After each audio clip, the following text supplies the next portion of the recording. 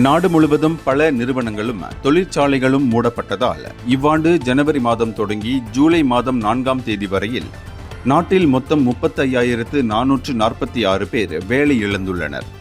சொக்சோ எனப்படும் சமூக பாதுகாப்பு அமைப்பின் பதிவின் வாயிலாக கிடைக்கப்பெற்ற கணக்கு விவரம் இது என்று மனிதவள அமைச்சர் ஸ்டீவன் சிம் தெரிவித்தார்.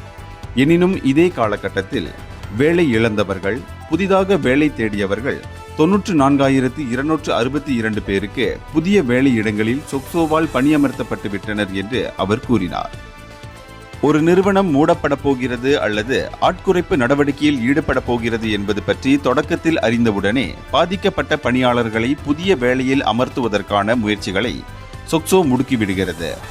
வேலை இழந்த ஒரு தொழிலாளியின் வருமானம் தடைபடாதிருப்பதற்கான முக்கிய முயற்சியாகும் இது என்று அவர் கூறினார். சிரியான் நாடாளுமன்ற உறுப்பினர் டத்தோசரி டாக்டர் ரிச்சர்ட் ரியோட் எழுப்பிய கேள்விக்கு மக்களவையில் பதிலளிக்கையில் அமைச்சர் இவ்வாறு விவரம் தெரிவித்தார். இந்தியர்களின் இதய குரல் மக்களோசை.